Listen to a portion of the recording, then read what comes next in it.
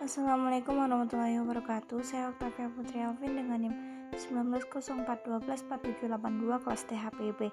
Baiklah, di sini saya akan menjelaskan tentang teknik pengemasan beserta bagaimana cara mengemas suatu produk. Pengemasan adalah salah satu cara untuk melindungi atau mengawetkan produk pangan maupun produk non-pangan. Pengemasan tidak hanya bertujuan untuk mengawetkan produk yang dikemas, melainkan juga merupakan penunjang bagi transportasi, distribusi, dan merupakan bagian penting dari usaha mengatasi persaingan dalam pemasaran. Pentingnya kemasan bagi sebuah produk. Kemasan sering dianggap sebagai bagian pemasaran yang penting. Kemasan akan membentuk alat distribusi, penyimpanan, dan penjualan inti yang dapat menjadi bagian dari produk itu sendiri. Sedangkan untuk penjual, pengemasan digunakan sebagai alat untuk mendistribusikan, menyimpan, dan mempromosikan. Berikut beberapa fungsi kemasan. Yang pertama, sebagai wadah atau tempat. Dengan menggunakan kemasan, kita bisa memudahkan penyimpanan produk agar tidak berserakan, dan jika akan dipindahkan atau diangkat, pekerjaan dapat dilakukan dengan mudah. Yang kedua, sebagai pelindung.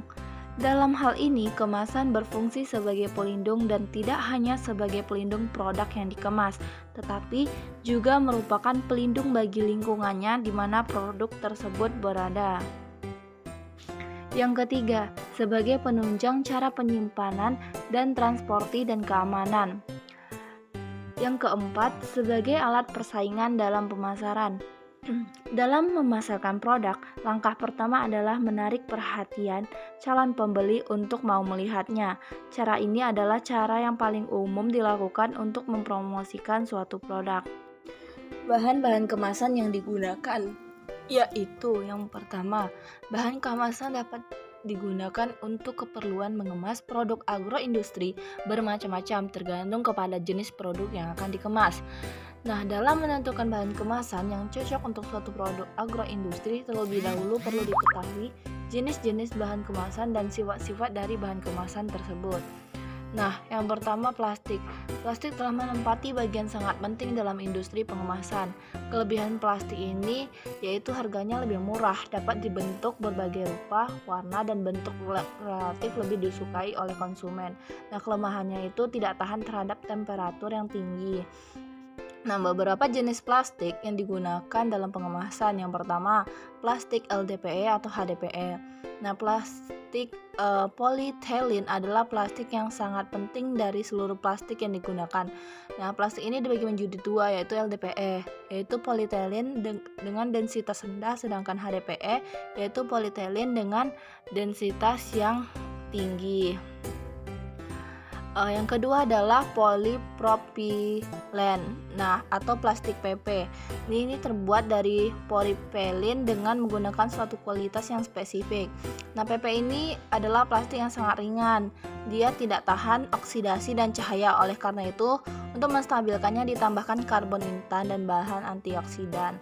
Nah, harganya PP ini juga lebih relatif murah, sehingga banyak digunakan untuk berbagai pengemas produk, untuk membuat film, membuat kotak yang kuat, dan untuk membuat botol yang tembus cahaya.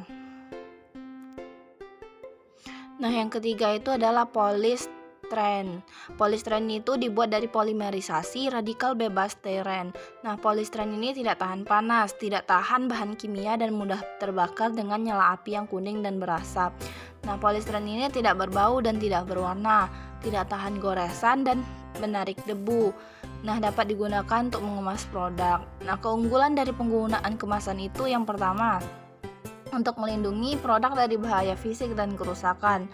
Nah, kemasan dapat membantu meningkatkan penjualan karena menambah nilai estetika produk, dapat menjaga kebersihan produk dengan mencegah pemalsuan dan penghambatan. Dan beberapa kemasan juga mencegah produk menjadi buruk. Nah, ini adalah contoh kemasan polypropylen atau kemasan PP yang saya gunakan untuk mengemas produk bakso ikan patin dan pempek. Nah, ini contoh bentuk kemasan dalam bentuk mika. Nah, ini pengemasan bakso ikan patin dalam plastik atau polypropylen atau plastik PP.